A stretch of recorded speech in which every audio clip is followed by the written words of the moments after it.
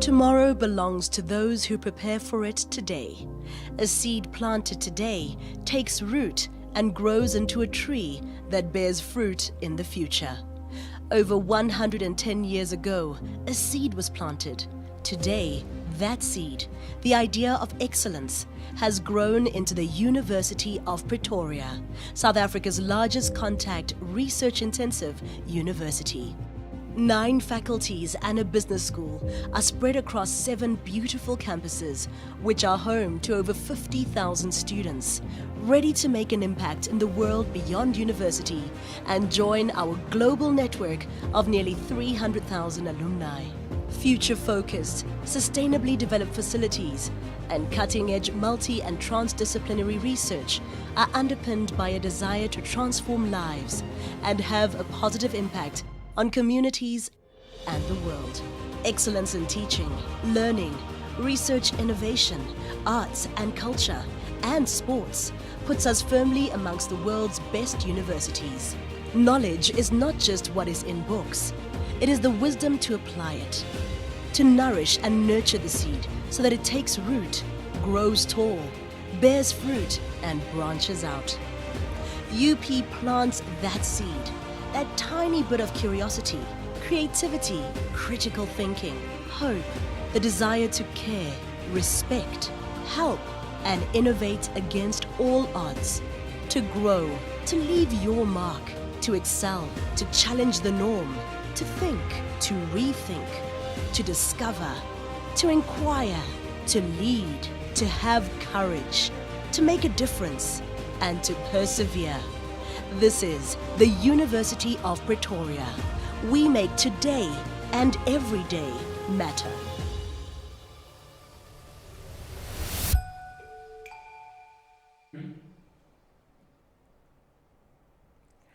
Good afternoon, everybody out there.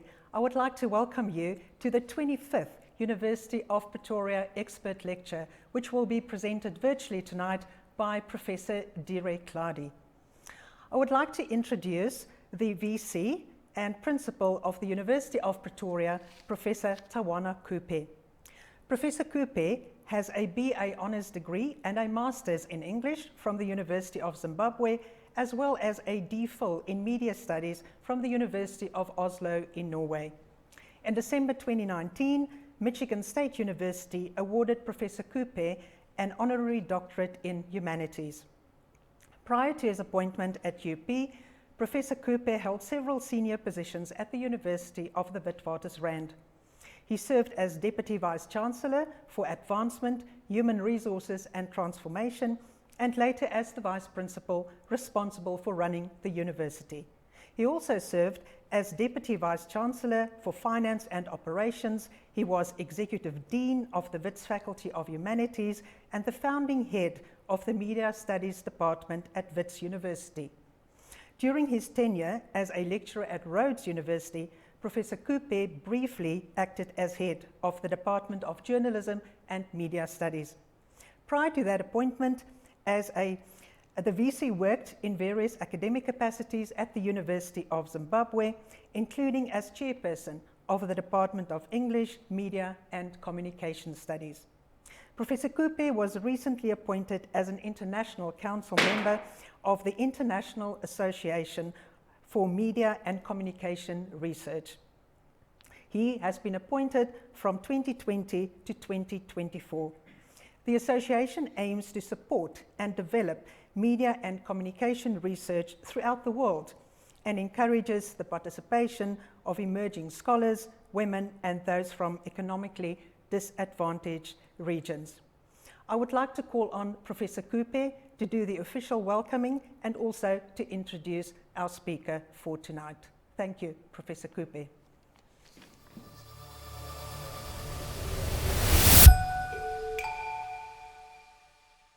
A very good evening, everyone, and a warm welcome to our 25th Expert Lecture.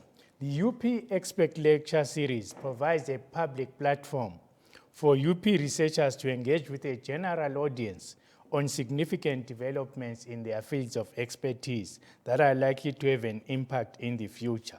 So we invite you tonight to participate in our hour-long virtual expert lecture and to be enriched and informed by the experts to enrich our university's capacity to produce knowledge that is impactful.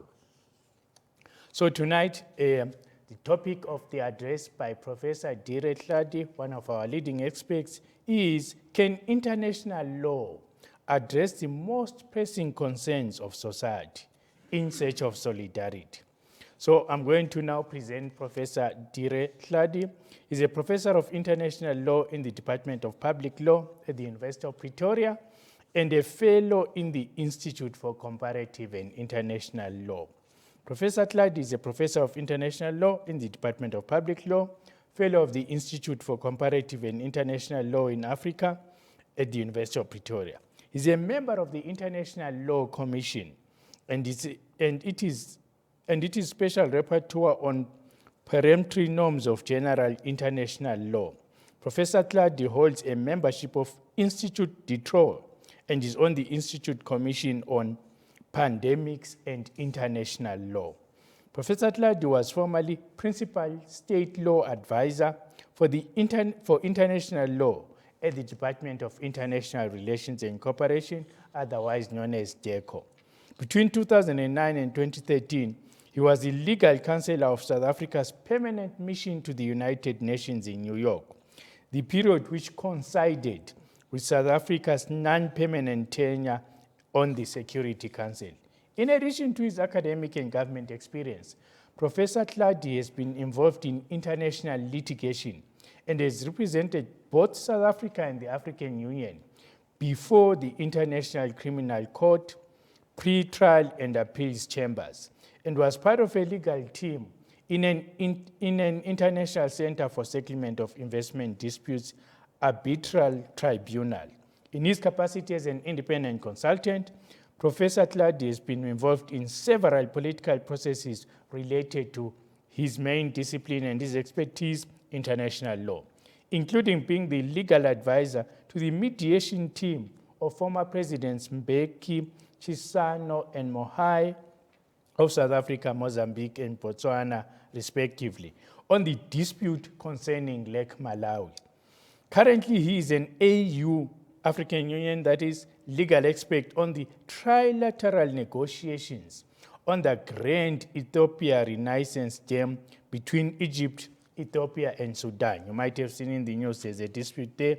And is also an advisor to ongoing UN negotiations on a new treaty to address biodiversity in areas beyond national jurisdiction. Ladies and gentlemen, I present to you today our expert, Professor Dire, and Professor Dire, I present to you tonight a virtual audience. Professor Dire.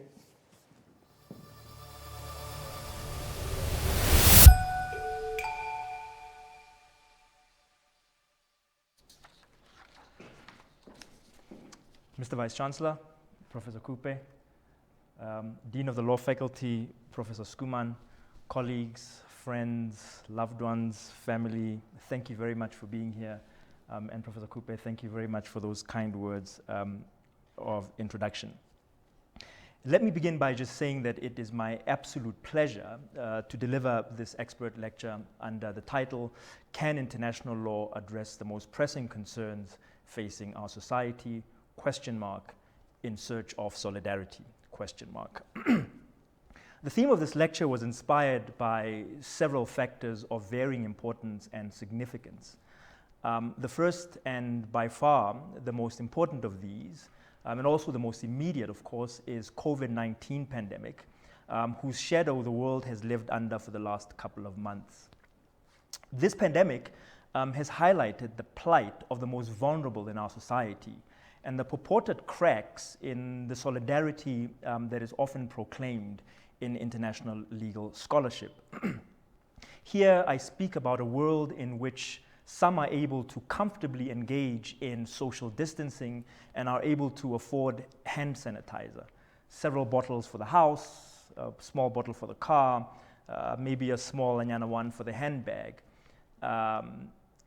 It is a world in which we are able to laugh when one of us jokes I have to sanitize my hand sanitizer. Yet in this very world, there are others who do not have access to clean running water to wash their hands, let alone hand sanitizer to sanitize their sanitizers.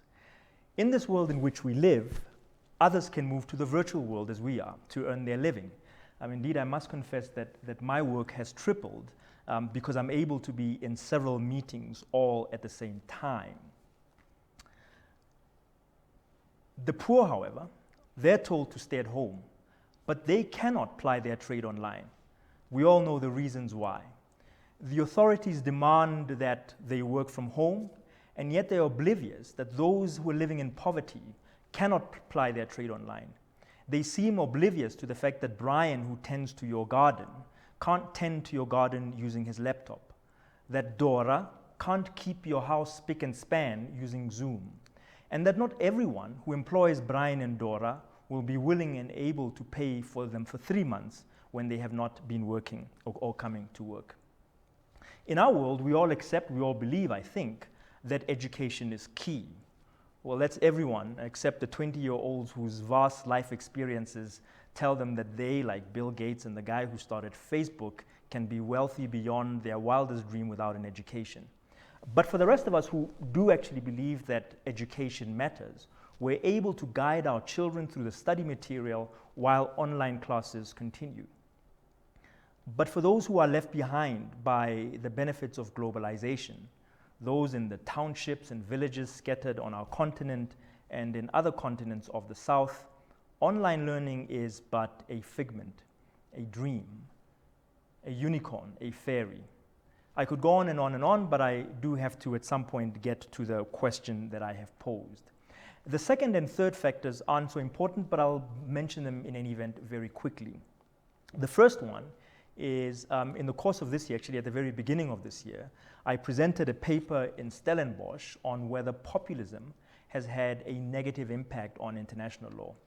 That paper forced me to think about the nature and status quo of international law. The final factor that led me to this theme was also this year I was asked to prepare a chapter for a collection called the Cambridge Handbook on International Law and the SDGs. The editors of the collection asked me to write on the SDG that I believe is the most important one of all, and in fact it is SDG 1, the eradication of poverty. Writing this chapter, engaging with the other authors in an online conference, and also considering the comments of the editors, also compelled me once again to think about whether international law is able to address the impact of poverty, and indeed whether it's able to address other challenges facing our global society. And of course, I'm well aware that this very question assumes that there is such a thing called a global society. The challenges that I have so far described have been mainly socioeconomic and are related to poverty and inequality. But by no means should you believe that these are the only challenges that are facing our world today. Environmental degradation in various forms presents also one of the most pressing challenges facing us today. Perhaps there's no environmental challenge as pressing as climate change, which has rightly been described as an existential threat. The consequences of anthropogenic climate change are numerous, but among some of the more serious consequences include the increase in the number and intensity of natural disasters, food and water shortages, sea level rise, which itself has its own consequences, such as the possible disappearance of some islands. It goes without saying that climate change itself will exacerbate some of the challenges of poverty and inequality that I have so far described. There are also security issues and challenges, such as the increase in terrorism, the continued instability in the Middle East, easy access to weapons of mass destruction. All of these are also challenges that constitute a threat to our society. These problems, these challenges, are such that they cannot be addressed by states individually. Indeed, as I believe and as I will try to show, at least hope that it comes out in the course of this lecture, I do not believe that they can be addressed by states collectively through cooperation. To address these challenges requires more than just cooperation. To address these challenges require a sense of solidarity. Now, if law is meant to be a vehicle to address these challenges, then surely law itself must embody this sense of solidarity. So the question then that this lecture addresses is whether international law can serve as a tool, as a vehicle to address these challenges, and it is to this question that I now turn. From the perspective of classical international law, the answer to the question posed is so obvious, it almost goes without saying. Indeed, asking the question might even appear puerile. If, as is my point of departure, addressing these problems and challenges requires solidarity, then, as a matter of classical international law is not the answer and arguably cannot address these problems and these challenges. Classical international law can best be described as a system of law that is based on a network of bilateral relations, a system of bilateralism. In classical international law, state sovereignty and consent are supreme. Because of sovereignty and the consent-centered nature of international law in its classical model, it can be described as a system in which states are nominally free and enjoy supreme authority over all subjects and objects within their territory. The resulting framework is one in which the individual interests of states drive both the content and the development of international law. The objective of this legal system and the cooperation on which it is founded is to enable each individual states to individually pursue the objectives and interests that they have determined for themselves. Under this system, where sovereignty and consent are king, the only real constraint on states is the ability to bargain, which itself is dependent on a state's influence. Influence itself is derived and dependent on military, economic, and political power. I think you will agree with me that such a system in which the individual interests of states drive the content of law and in which the only constraint on states is the ability to bargain, such a system is not based on any normative objectives such as the pursuit of the common good, morality, or values, but rather on the will of states, in particular the will of the more powerful states. So under this conception of international law, the answer to our question is a simple one. No, international law cannot be the vehicle for addressing the most pressing concerns facing our world. That could be the end of our lecture, right? But it's not, because not everyone believes that the classical conception of international law describes our status quo and our reality. There has certainly been a trend in the academic literature that suggests that the classical state-centered, sovereignty-based international law is giving way to a more value-based system of international law, and that the idea of international law as a network of bilateralism is being replaced by a system based on community values and solidarity. German scholar and former judge of the International Court of Justice, Bruno Zimmer, described this shift in his now famous Hague Academy lectures. In those lectures, Zimmer observed that international law was, and I quote, overcoming the legal and moral deficiencies of bilateralism that is inherent in the state-centered classical international law, and was maturing into a much more socially conscious legal order, unquote. The type of order that could address itself to social issues raised in the introduction to this lecture. In Judge Zimmer's view, the legal system emerging to replace classical international law is one characterized by, and again I quote from Judge Zimmer, social responsibility and accountability of its subjects, the states. Our very own son, John Dugard, described this emerging international law as one that is premised on a quote-unquote brave new world, in which, and again I quote from John, state sovereignty is no longer a factor, in which the community of personkind is governed by the rule of law, in which peace and human rights are secure, and in which the energy of personkind is addressed towards resolving poverty and inequality, close quote. This new vision of international law is one that is characterized by a commitment to solidarity. After all, that is the essence of community. Now, under this conception of international law, which is apparently displacing classical international law, concepts and phrases such as the international community, erga omnes obligation, peremptory norms of general international law, jus cogens, have assumed a pride of place in international law. In this system of international law, hierarchy of rules is possible, and there are real constraints on states beyond their ability to bargain. Law moderates power. Law demands solidarity. Under this conception of law, both as a system, but also in terms of the individual rules, international law reflects solidarity, which, according to former judge of the International Court of Justice from Sierra Leone, Abdul Koroma, represents more than a general notion of neighborliness. For Koroma, solidarity established a concrete set of duties on states to carry out measures for the common good. Again, I think we can all agree that if we were indeed living under such a conception, then the answer to our question would be very different. Why, of course, under this conception of international law, under this vision of international law can in fact serve as a vehicle to address the pressing concerns such as of international law. And indeed, I think one can say that international law one could argue, would be designed for just that purpose under this conception of international law. I suspect that you can tell from my tone that perhaps I don't believe that this conception of international law exists at all.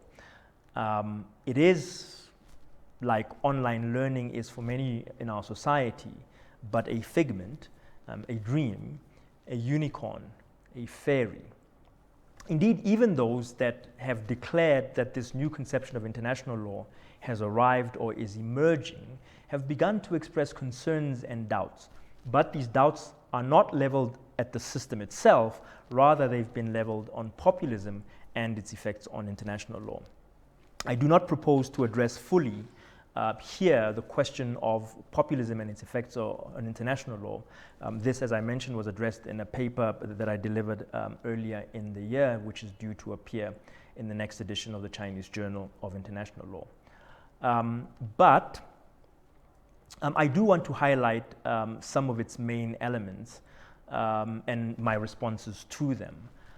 I leave aside the fact that there's very little agreement on precisely what populism means. The basic argument, at least as I understand it, is that the honeymoon of the new vision of international law has been interrupted by the jolt of populism in the more powerful states.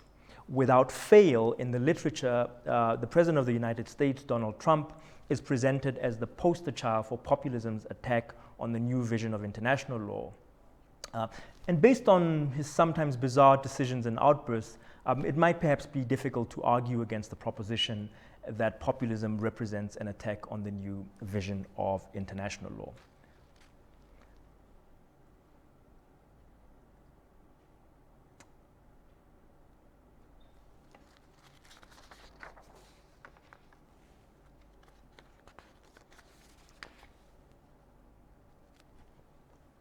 Last week's decision by the Trump administration to place the prosecutor of the ICC, Fatou Bensouda, and my good friend Pakiso Mochochoko on the US sanctions list, its decision to pull the plug on US participation in the Paris Agreement, the withdrawal from UNESCO, the decision to withdraw from the World Health Organization at a time, by the way, when the world is facing a pandemic, are but examples of many other acts that arguably undermine international law and its multilateral foundations. Those that point the finger at populism for the quote-unquote decline in international law do not, of course, stop with the Trump administration. The Zimmer administration's relationship with international courts, and that's not just the International Criminal Court, but the SADC Tribunal, Brexit, also feature in examples of what constitutes a threat to the nirvana of international law. The truth, however, in my view, is less romantic. International law is not a victim of populism. Rather, international law represents a fertile ground for states, populist or not, to support multilateralism when it suits them, but also undermine it when it is not in their best interest. It's easy to pick on Trump, I admit, but the previous US administrations fare no better when it comes to undermining multilateral institutions when it suits them. US national interest, or rather US decisions to defund an international organization or sanction one because it acted or threatened to act in a manner inconsistent with US policy did not begin just yesterday. Admittedly, the current administration has taken this to a new level, but this is really only a matter of degree. Elsewhere in something that I have written, I have described the current US administration as simply dishing out US foreign policy on steroids. At any rate, the point that's being made here is that it is overly simplistic to blame international law's inadequacy and to lay these at the feet of populist movement. It seems to me that whatever our consternations about the increase in populist movements and their normative policies, their actions and rhetoric is a reflection of and is made possible by the structure of international law as it currently stands. The populist movements are not a threat to international law, rather they are a reflection of it. And I wish to illustrate this by pointing to the specific challenges that are facing us today, and I will begin with poverty as a challenge that's facing us today. Quite frankly, the statistics are staggering. According to a World Bank report, and I recognize the potential problem of relying on World Bank statistics, but please bear with me.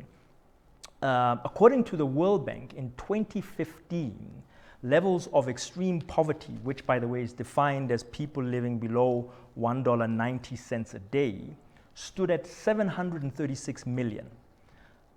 It has been said that this is an improvement compared to the nearly 2 billion people living below this threshold in 1990. Yet these statistics do not reveal all. In fact, there's a rather impolite description of how statistics never reveal all, but I won't say it here. First, the threshold of $1.90 is a rather unambitious threshold, I think we can all agree, and it excludes from this portrait the multitudes of people that are really living in poverty.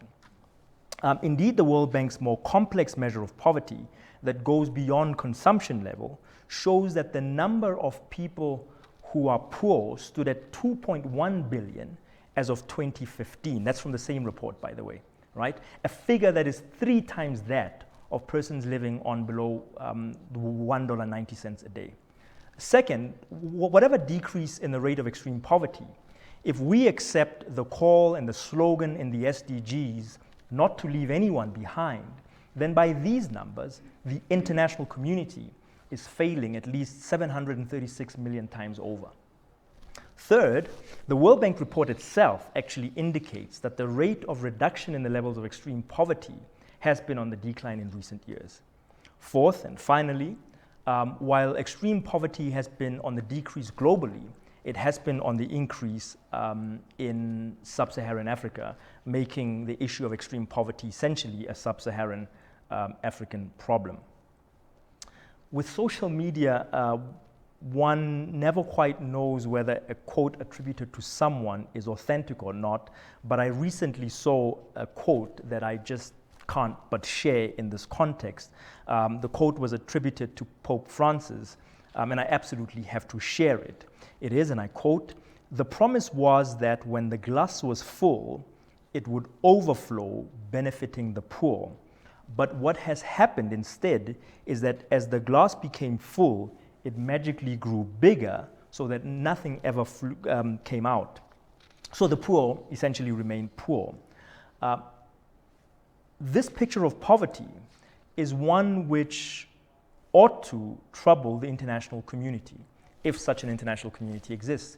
It should be of concern to the international community that the number of hungry people is increasing, while there is enough to feed everyone in the world. The international community should be concerned from both an ethical and a legal standpoint that while a few have plenty, the vast majority are impoverished and live in squalor. International law, in particular the post-classical value-based idea of international law, is a vehicle which ought to address the concerns of the international community. Yet, there is no obligation under international law to eradicate poverty. There is no obligation under international law to act to eradicate poverty. There is no obligation under international law even to cooperate to eradicate poverty, which is, by the way, an obligation of conduct, not one of result. There isn't such an obligation. But of course, if there was an area of international law that could be said to at least potentially be directed at poverty, it would be international human rights law. This is self-evident. International human rights law, more than any other area of international law, is at its core about the human condition, and poverty is also about the human condition. So let's see whether international human rights can actually be a vehicle for addressing the challenge of poverty. Socioeconomic rights are the rights that are most closely associated with the fight against poverty. These rights are established precisely to ensure the protection of the poor and the otherwise marginalized in society. Osuji and Obibuaku have noted that socioeconomic rights can serve as a powerful tool for reducing and even eliminating poverty. A survey of the catalogue of rights in the International Covenant on Economic and Social and Cultural Rights revealed that they concern directly the fight against poverty. The recognition of socioeconomic rights in international law does have the potential to play an important role in the eradication of poverty.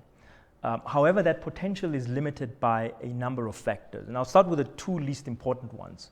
First, the first thing is that, for one thing, treaties are only applied to those states that are party to them. So that's the first one. The second one is that treaty provisions on socioeconomic rights are generally couched not as immediately and absolutely enforceable rights, but rather as obligations on the state to progressively realize such right, and that such rights are subject to resource constraints on the individual state. Now, these are generally well-known constraints, which can be overcome through some legal gymnastics, so I won't say any more about them.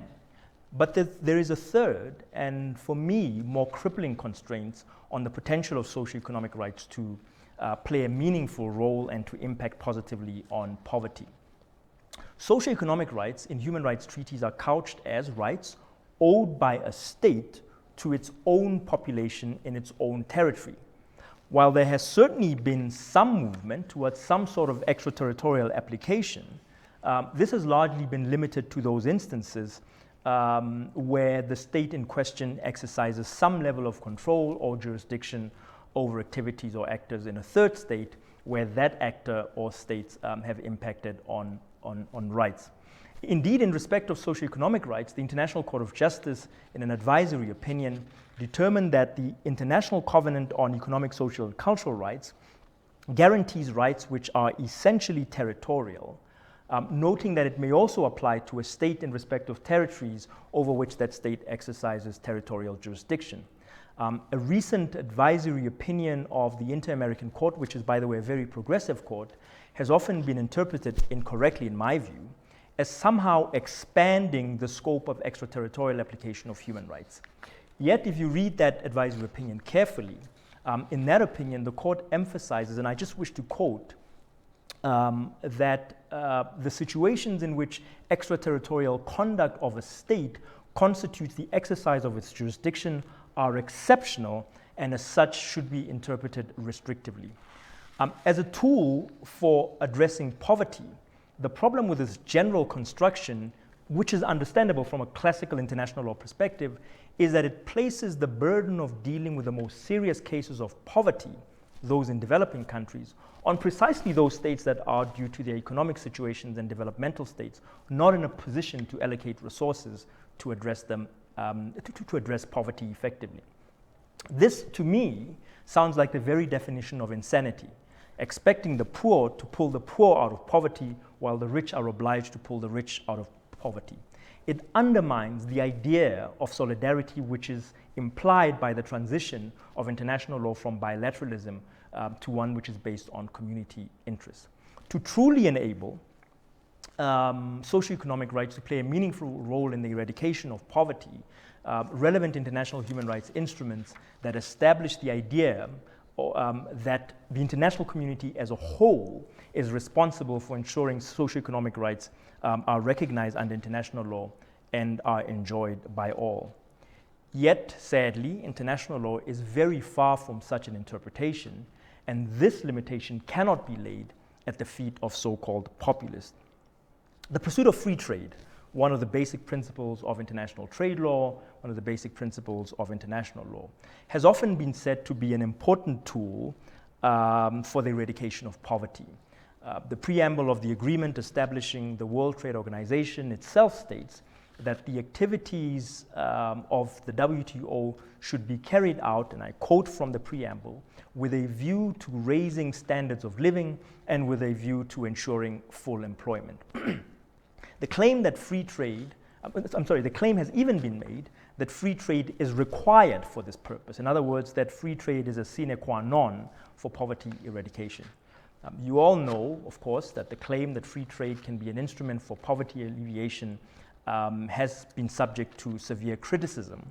It has been noted that the WTO's very existence for being is the elevation of property interests above the protection of human rights.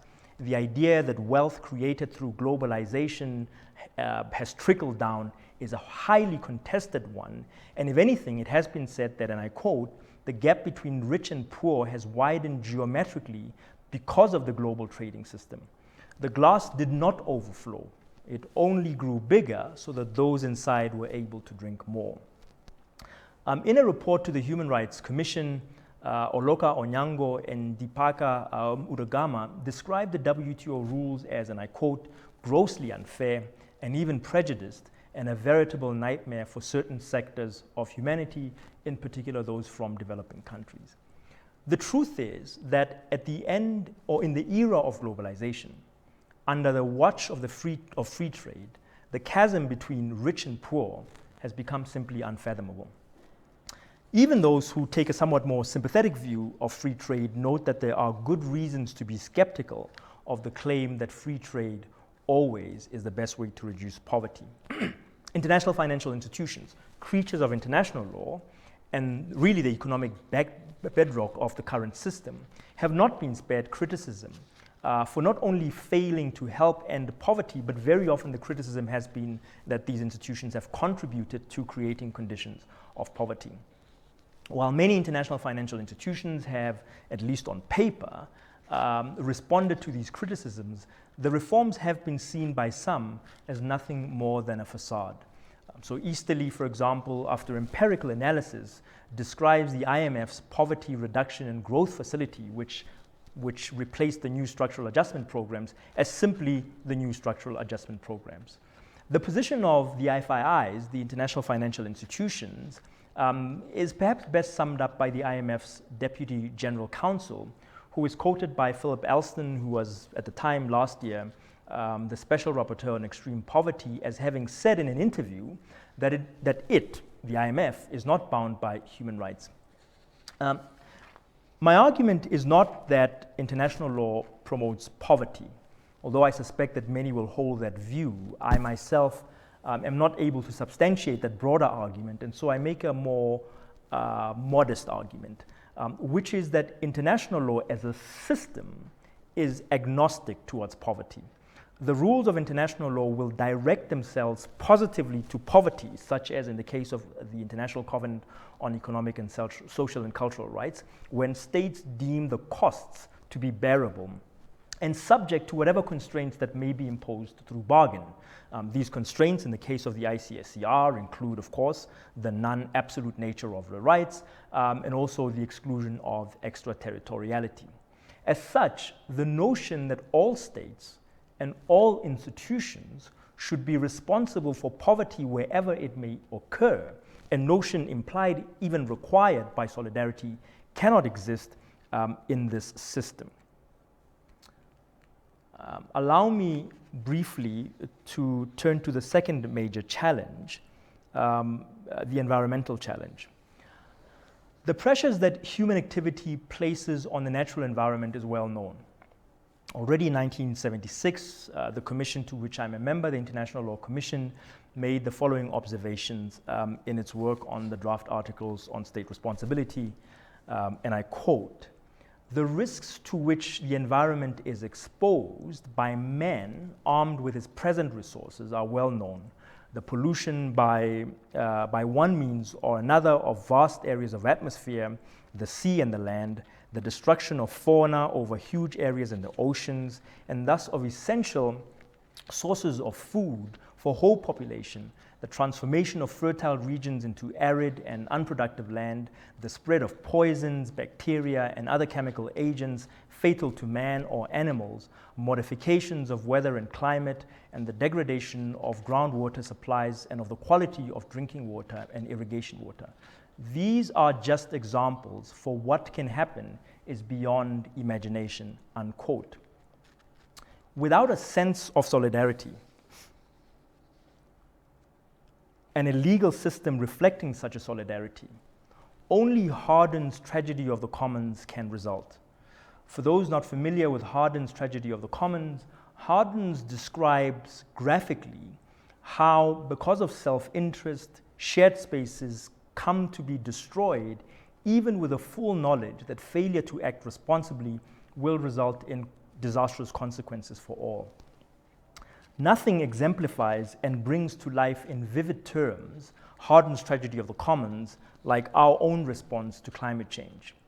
Climate change has been described as one of the most serious threats facing the world and its population. Given the seriousness of the threat, the response of an international law system which places community interests above sovereignty and national interests would be an effective instrument capable of addressing the perils of climate change immediately. Such a system of international law, if it existed, would demand tough rules, even if they were inconvenient.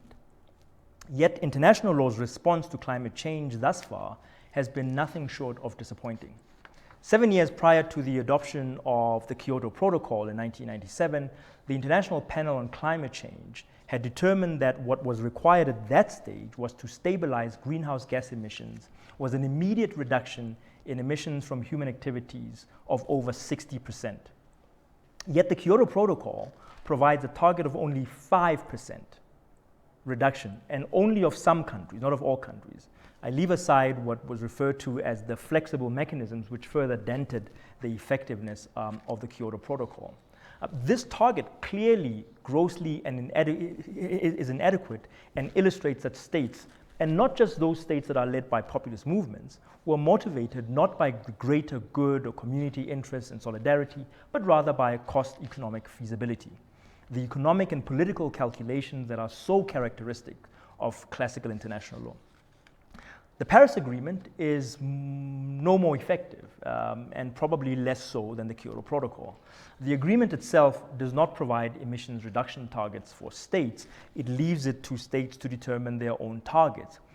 Indeed, I mean, there are many who write positively about the Paris Agreement, but even those that praise and heap praise on the Paris Agreement do not suggest that it is an effective agreement capable of protecting the Earth from the ravages of climate change. Rather, the Paris Agreement, when it is praised as an illustration of diplomatic achievement and a framework for potential future cooperation. So it's laying the groundwork, rather.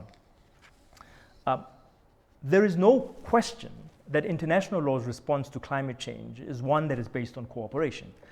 But I think it also illustrates the limits of cooperation and the necessity for solidarity, which is acting beyond one's immediate self-interest.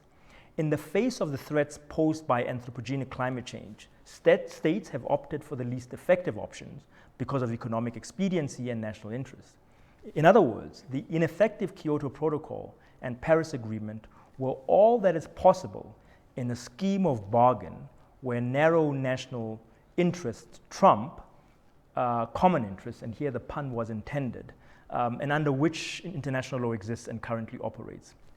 It is, in fact, the very reenactment of Garrett Hardin's tragedy of the commons. Shortly before his death, Sri Lankan jurist and former vice president of the International Court of Justice, who is well known for his very inspirational judgment, or rather separate opinion in the Gapchikova-Najmaros case, wrote the following foreword to a book to which I had the pleasure to contribute. And he said, "Today, on a massive scale, the Earth's resources are being depleted and the environment is being polluted for thousands of generations to come. Our generation is polluting the environment with a degree of irresponsibility never shown by any generation since the human race began. We are doing so with the full knowledge of the consequences, and it's time that legal professionals and legal systems moved into action to prevent this. An enlightened legal profession geared towards the high ideals of a calling that has the potential and the obligation to render this to the community today. This is an enormous trust. It is a tragedy of our time that this trust is not being adequately discharged, unquote. These words amplify that Hardened's tragedy of the commons is unfolding right before our eyes. I haven't mentioned security challenges yet, and international law's approach to that. I will mention just one example in this respect. In 1991, the General Assembly of the United Nations declared in its resolution that, and I quote, the existence and use of nuclear weapons poses the greatest threat to the survival of mankind, and that nuclear disarmament is the only guarantee against the nuclear weapons, against the use of nuclear weapons. These are strong words. Given these strong words, one would expect that international law would prohibit the possession and use of nuclear weapons. But there is no such a rule in international law. In fact, would you believe there is a treaty with around 190 states parties which explicitly recognizes the rights of some states to possess nuclear weapons, and of course it prohibits others from acquiring them. Now, of course, those of you that know more about this subject might say, but that was that treaty is from the 1960s. It was before John Dugard's Brave New World and Zimmer's community interests-based international law. But then, of course, I would respond, in 1996, the International Court of Justice, in another famous advisory opinion, decided, and I quote, there is neither in customary nor conventional international law any comprehensive and universal prohibition on the threat or use of nuclear weapons as such, unquote. I admit the advisory opinion is rather nuanced, and both sides have been able to claim some kind of victory. But just listen to the final words of the court in respect of that particular question. Again, I quote from the court. However, in view of the current state of international law and the elements at its disposal, the court cannot conclude definitively whether the threat or use of nuclear weapons would be lawful or unlawful in an extreme circumstance of self-defense in which the survival of a state would be at stake, unquote. What those words actually mean about the lawfulness or not of nuclear weapons has been the subject of much analysis and scholarly commentary. But remember this, the court is here talking only about the threat or use of nuclear weapons. Now, if there is uncertainty over the lawfulness of the threat or use, and if the court leaves open the possibility that under some circumstances it may be lawful to threaten or use nuclear weapons, then by definition, possession must be lawful, by definition. This even though, according to the states in the General Assembly, nuclear weapons pose the greatest threat, and the only solution is disarmament. I might pause to mention that in 2009, just before the Rome Statute Review Conference of the ICC, Mexico, I believe it was Mexico, proposed to the Assembly of States Parties of the International Criminal Court that the use of nuclear weapons be added as a crime under the Rome Statute. States parties to the Rome Statute could not agree to this amendment. I know I didn't speak about the 2017 treaty, which does prohibit possession of nuclear weapons, but I didn't do so, and I won't do so, because that treaty is only binding on states that don't have nuclear weapons, so it really doesn't take the matter very far. I wish to conclude by making three brief remarks. First, this lecture is not a critique of international law. I, as an international lawyer, accept international law for what it is. It is a tool in the arsenal of international relations and thus a reflection of it. You cannot expect international law to be what its context, which is international relations, is not. It's kind of like expecting the law of South Africa in the 1960s to be fair and democratic when the political context was not. Second, I should not be misunderstood. I do not mean to suggest that international law is bad or evil. Quite the contrary. International law is neither good nor evil. It is a tool in the hands of those with influence. Those with influence, the power will yield it for positive, either for good or for bad. Whether international law makes a difference, either for good or for bad, ultimately depends on those that wield it. Third, and perhaps this is just an extension of the second point, there are many examples of international law being used to further the common good. The emergence of human rights, the prohibition on the use of force, prohibition of genocide, even the common heritage of mankind under the Law of the Sea Convention. So the argument I make is not that international law is incapable of producing rules that are directed at shared values and that exemplify solidarity. It is that when this does happen, states, and in particular the more powerful states, have done the necessary cost-benefit analysis and have determined that the costs are worth bearing. A case in point here is the prohibition on genocide. Most of the times, however, the cost-benefit analysis involves molding or even sometimes ex post facto remolding the rules in such a manner that the interests are not negatively affected. The current contestations over the prohibition on the use of force and exceptions thereto, as well as the scope of the common heritage of mankind principle under the Law of the Sea Convention, are but an example. I wish to share an anecdote that I think best illustrates this. Well, it doesn't best illustrate this point, but it illustrates this point. In 2014, the International Law Commission adopted a set of draft articles on the protection of persons in the event of disaster. These draft articles were inspired by human rights and an apparent deep desire to protect the dignity of the human being in times of disaster. One of the provisions intended to give effect to this idea of solidarity, the notion of solidarity, was that where an affected state was unable to deal with a disaster, it had the obligation to seek acceptance and to accept any assistance offered. Sounds really good, doesn't it? But my question was, if this was really intended to reflect a sense of solidarity, why was there no corresponding duty on third states to provide assistance when requested by an affected state? Why does this solidarity only apply to the geopolitical disadvantage of the vulnerable state? This is an example of molding of the rules in such a way that the essential interests of the powerful are protected while putting forward a semblance of solidarity. An example of the remolding of rules ex post facto can be seen by the approach of the more powerful states to the prohibition on the use of force. The prohibition on the use of force is one of the many examples of constraints by states in the pursuit of the greater good, solidarity, subject only to narrow exception of self-defense and authorization by the United Nations Security Council. The prohibition is intended to save succeeding generations from the scourge of war. These are words from the UN Charter. For militarily powerful states, this would constitute a major sacrifice and might be put forward as an example of how law can be used to advance the interests of the common good. Yet, in recent times, we have witnessed a trend towards the gradual chipping away of the prohibition using very interesting legal doctrines such as the unwilling and unable test, to the point where the prohibition would lose its objectively determinable content. Indeed, under some of the doctrines that have been advanced, the determination of whether an action is prohibited by the law on the use of force essentially rests in the eye of the beholder. My final point, I promise, in conclusion, is the following.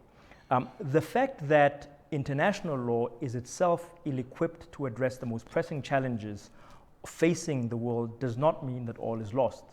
First, international law remains a possible vehicle for positive action in specific areas of human endeavor, as we have seen.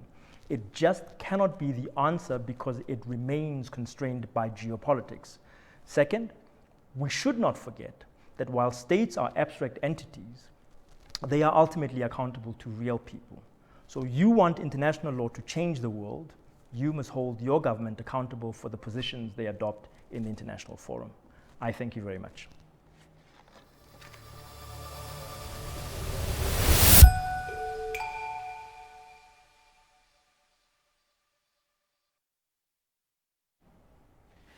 Thank you, Professor Clady, for a most insightful and thought-provoking lecture. I can vouch for the audience. They were spellbound. The numbers grew as we went along, and nobody fell off. So thank you very much, everybody, very, very much interested in what you had to say. So we are going to allow a few questions. We've got a little time. So let's go to the questions. They should appear on the screen shortly. In the meantime, you can take a breath. Yeah. The question. Yeah, there, the questions. Yes. So the first question is about the Eurocentric approach to international law and whether that is suitable to resolve the problems of third world countries in general and also Africa in particular. How would you like to respond, Professor Clady, please? So I'll start off by saying I got a comment from one of my students saying that in 2025 I will say I have now joined the ranks of the third world approaches to international law, and it is thanks to her nudging. I guess international law by definition is Eurocentric. I mean, it certainly adopts a Eurocentric posture. So really the description that I have shared is a description of international law which flows from its Eurocentric character. It could be argued that sort of this trend that we're seeing, this idea of an international law which is more based on solidarity, common interests, is more African in nature. That could be argued. I mean, I think the reality, of course, is that even these concepts really emerge from a European history. Jus cogens is a European concept. In fact, jus cogens appears in the domestic law of many European states. We don't know a concept such as jus cogens in domestic law. So I guess the point I'm making is that the current state of international law is Eurocentric, and we are where we are because of that state of international law. So whether or not a third world approach would change that, I don't know. I guess we have seen sort of elements of what one might associate with a third world approach to international law. But it still raises the question, how do you agree to rules and so on? So yeah. Thank you, Professor Clady. And then we have time for one more question, which you will see on the screen. If international law itself can't directly pursue solidarity, what role for national publics expecting or compelling their governments to pursue solidarity by bilateral classical means? Yeah, so here I must confess, I oscillate a little bit between different positions. So if in the course of this answer, which I haven't thought about yet, I sound a little schizophrenic, please forgive me.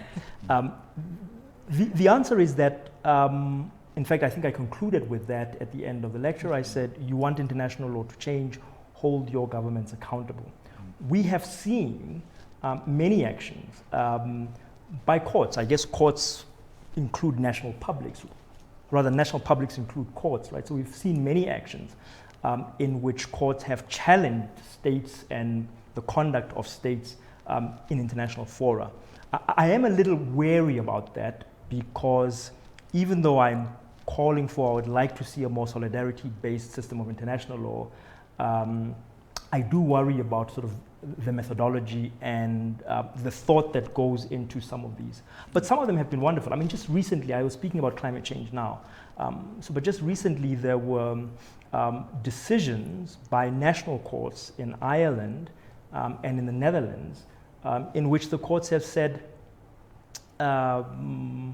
your nationally determined emissions reductions aren't sufficient. Go back and do it again, right? So that's the courts holding the executive accountable. My discomfort though, so my discomfort with the idea of courts is that we also don't want to create another layer of unaccountable actors that simply make decisions based on whims. And that's what we've seen a lot. If there's a methodology, if there's an appropriate methodology, then I'm really happy. Of course, ultimately, the responsibility is on us, right? We put the actors in power, and that is how we have to hold them accountable. So it has been happening, but unfortunately it's been happening through courts, and I worry a little bit about the courts. I think courts should apply law. What we need to be seeing is we need to be seeing more the citizens holding accountable their states and their governments. Thank you very much, Professor Clady. Yes, I do like the accountability. I think that is going to be important for our future. Everybody must be accountable. Unfortunately, our time has almost run out, and I would now like to ask Professor Coupe to conclude for us, please. Thank you very much. I'd like first, of course, to thank Professor Direladi for a very rich and enriching lecture.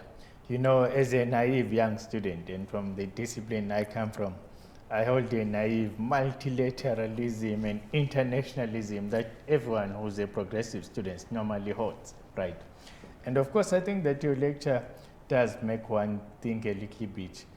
But I still want to hold to the idea that you could have a progressive internationalism and multilateralism based by a common value system, which advances common human rights. I think that it's a dream I will die holding. That's and also I hope it's possible, yeah.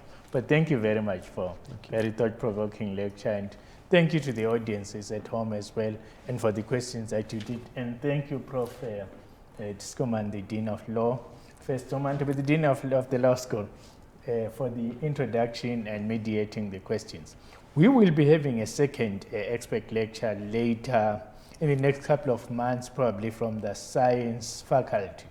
But we believe that these platforms are very, very important going forward for connecting the public and academia, and also translating expert knowledge into knowledge that the general public can actually also engage with, critique, and enjoy. Only that way can we improve the world and create a better society. But thank you very much for attending. Thank you again, Prof. Thank you again, Dean. Thank you very much. Tomorrow belongs to those who prepare for it today.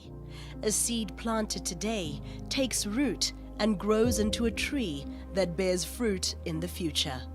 Over 110 years ago, a seed was planted. Today, that seed, the idea of excellence, has grown into the University of Pretoria, South Africa's largest contact research-intensive university. 9 faculties and a business school are spread across 7 beautiful campuses, which are home to over 50,000 students, ready to make an impact in the world beyond university and join our global network of nearly 300,000 alumni. Future-focused, sustainably developed facilities and cutting-edge multi- and transdisciplinary research are underpinned by a desire to transform lives and have a positive impact on communities and the world. Excellence in teaching, learning, research innovation, arts and culture, and sports puts us firmly amongst the world's best universities. Knowledge is not just what is in books.